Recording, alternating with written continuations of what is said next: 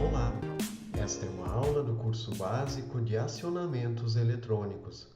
Lembramos que o material está disponível na plataforma Moodle e também na página e canal YouTube do professor. Nesta aula vamos estudar o acionamento do motor de indução trifásico. Os motores de indução trifásicos são muito utilizados em diversas aplicações residenciais, comerciais e industriais, tanto de baixa como de média, como de alta potência. O motor de indução trifásico de corrente alternada, do tipo assíncrono, com rotor em gaiola de esquilo, é o mais utilizado nas aplicações mais comuns, comerciais e industriais, em alguns casos também residenciais. As principais partes de um motor de indução trifásico são o estator e o rotor. O rotor em gaiola de esquilo é semelhante àquele do motor de indução monofásico, mas o estator e a parte construtiva do estator é mais simples, pois não é necessário a utilização de enrolamento auxiliar, capacitores de partida e interruptor centrífugo. Assim, o motor de indução trifásico tem construção mais simples, de menor custo e menos necessidade de manutenção. Os enrolamentos de um motor trifásico podem ser representados de forma simplificada por um conjunto de 3 bobinas enumeradas com os seus inícios como 1, 2 e 3 e os finais, respectivamente, como 4, 5 e 6. Então, o enrolamento 1 e 4 representa, por exemplo, a fase 1, 2 e 5 a fase 2, 3 e 6 a fase 3. Mostra-se também uma placa de identificação de um motor trifásico, que normalmente terá como tensão de operação 220 volts e 380 volts. Então, esta tensão identificada na placa do motor corresponde, neste caso, ao menor valor, à tensão de cada enrolamento. Então, significa que entre os terminais 1 e 4 pode-se aplicar uma tensão com valor eficaz de 220 volts. Também na placa de identificação mostram-se as conexões para a menor tensão e para a maior tensão. Assim, no caso de um motor trifásico, pode-se fazer a conexão em triângulo ou delta ou a conexão em estrela dos seus enrolamentos. Então, quando se quer conectar o motor em uma rede de alimentação que corresponde à menor tensão do motor, faça a conexão em triângulo. Por sua vez, quando se quer conectar o motor na maior tensão de operação, faça a ligação em estrela. Desta maneira, para a menor tensão, por exemplo, para a operação em 220 volts, utiliza-se a conexão triângulo, mostrando-se aqui então a interconexão dos enrolamentos para esta ligação. Quando se quer fazer a inversão no sentido de rotação, basta inverter a conexão de 2 fases da rede de alimentação. Por sua vez, a ligação em estrela é utilizada para alimentação na maior tensão e é uma conexão mais simples, pois os terminais 4, 5 e 6 são interconectados e a rede de alimentação é conectada nos terminais 1, 2 e 3.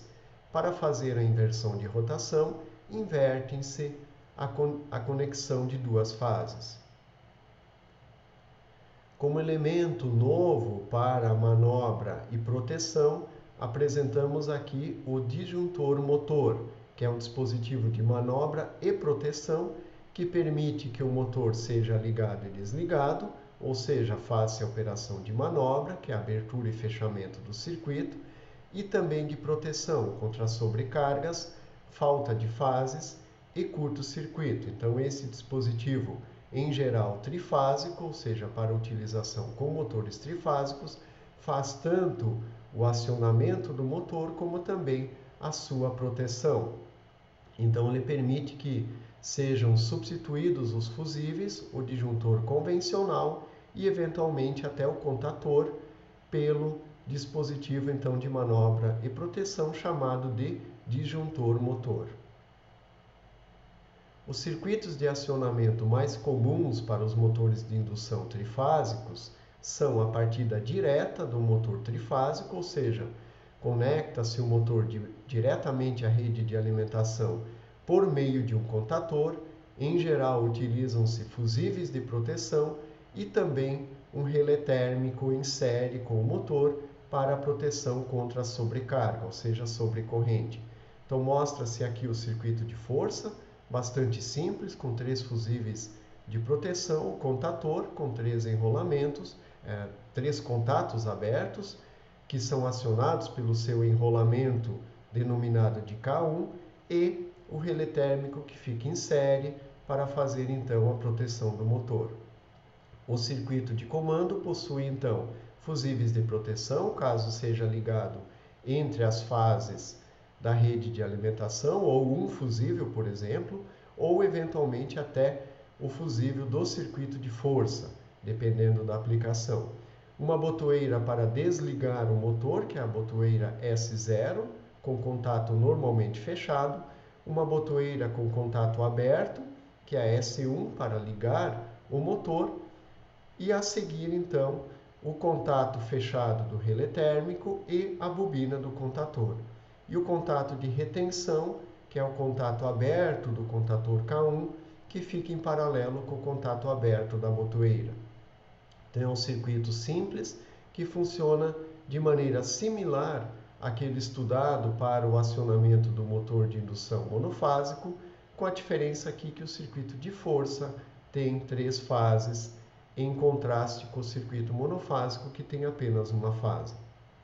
Também é possível utilizar o disjuntor motor, neste caso, em conjunto com um contator e um relé térmico. Então, aqui não são utilizados os fusíveis em série com o circuito de força. Também é possível fazer a reversão, ou seja, inverter o sentido de rotação do motor trifásico, utilizando-se 2 contatores. Então, o contator K1 vai fazer o motor girar em um determinado sentido, enquanto o contator K2 fará a inversão de 2 fases para que o motor gire então em outro sentido. Aqui é importante perceber que se os 2 contatores forem fechados ao mesmo tempo, irá ocorrer um curto-circuito trifásico e, portanto, é necessário fazer um intertravamento no circuito de comando, que significa utilizar contatos fechados em série com a bobina do outro contator, para que quando, por exemplo, K1 esteja acionado, K2 não possa ser acionado e vice-versa. Também é possível fazer o intertravamento mecânico, ou seja, quando um dos contatores está com os contatos acionados, o outro não consegue ser mecanicamente acionado. Também é muito comum a utilização da partida estrela-triângulo, então faz-se a partida do motor na conexão estrela para se diminuir a corrente de partida e a seguir faz-se então a transferência para a conexão triângulo, quando então os enrolamentos são conectados diretamente à tensão da rede de alimentação trifásica. É importante que neste caso, para a nossa rede de alimentação, o motor tenha uma tensão de alimentação de 380 volts para triângulo e 660 volts para estrela. Então, o motor de 220 e 380 não pode ser ligado em estrela triângulo, na nossa rede de alimentação, que tem tensão de 380 volts entre as fases, ou seja, como tensão de linha. Então deve-se tomar cuidado com a tensão de placa para que se possa fazer a conexão estrela-triângulo. Neste caso, então, o contator K3 com o contator K1 fazem a conexão em estrela e o contator K1 com o K2 fazem a conexão em triângulo. No circuito de comando, tem-se a utilização de um relé temporizador para fazer a passagem de estrela para triângulo de maneira automática após alguns segundos. Então, quando o operador aperta a botoeira S1, o motor parte em estrela e após alguns segundos, o circuito de comando automaticamente muda a configuração para a conexão em triângulo do motor trifásico. Além disso, para reduzir a corrente de partida dos motores, principalmente de potência mais alta, pode-se utilizar também a partida compensadora, que utiliza um autotransformador trifásico para reduzir a tensão que chega aos terminais do motor.